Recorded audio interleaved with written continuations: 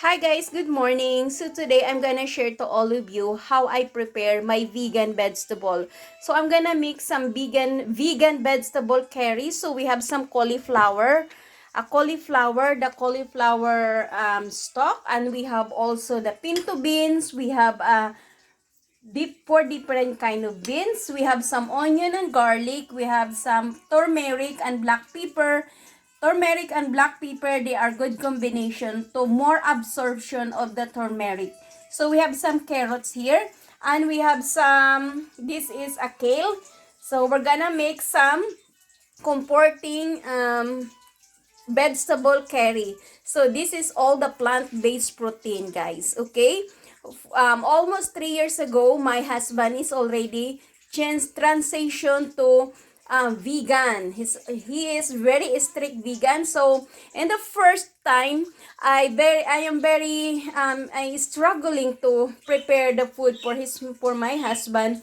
But now it's easy, and I'm gonna do some meal planning for him. So for today, it's Wednesday. This is my food that I am gonna prepare for my husband. You're gonna saute first with the onion and garlic. So let's caramelize the onion. So I put a big onion, this one. So since onion is very good for our body, and this is antibacterial and antifungal too, and it has good with probiotics, I'm gonna cook this one, caramelizing the onion before I follow to the other vegetable. So aside from turmeric and black pepper, I'm gonna use also this kind of different Italian herb seasoning grinder. And I'm gonna use also, this is a 21 seasoning salute. Many different kind of seasoning. I'm gonna use garlic and salt. It's very good also. And this is the Thai coconut milk that I'm gonna use in the can. So I use something like this of the turmeric. This is the turmeric and the you call that the black pepper.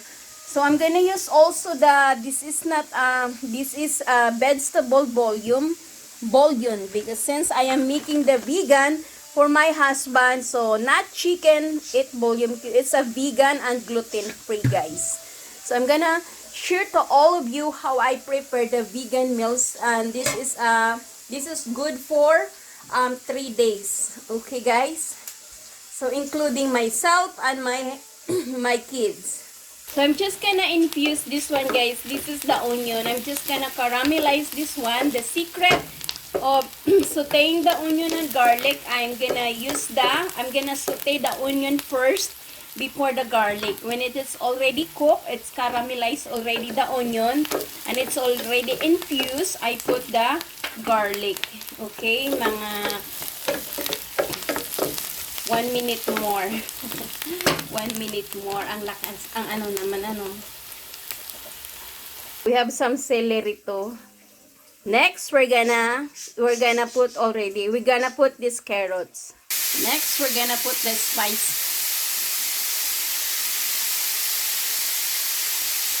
Next, we're gonna put the turmeric and the black pepper. My husband, he is already at 66 years old. He is in a good condition and no maintenance, no high blood pressure, and no diabetic, no issues in his health, because that's how I taking care of my husband. Of course, he has a good relationship with the Lord Jesus Christ. It's the most important.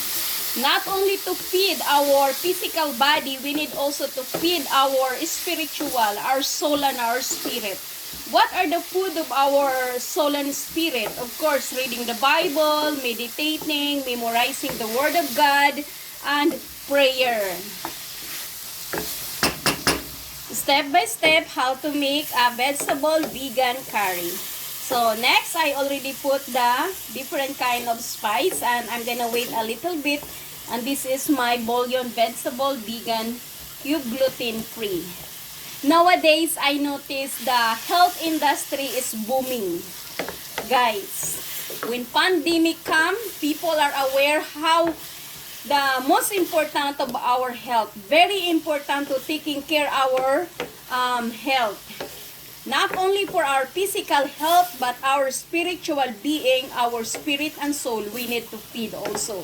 As I always said, in our life, prayer is life. Okay, guys? Not only to feed in our physical, but the Lord says, man does not live by bread alone, but an every word shall proceed in the mouth of God. Yun ang sabi ni Lord, hindi lamang tayo nabubuhay sa tinapay, kundi sa mga salita ng Diyos. So mga guys, ayun. So here we go guys, this is our vegetable. So in a while, I'm gonna put the coconut milk.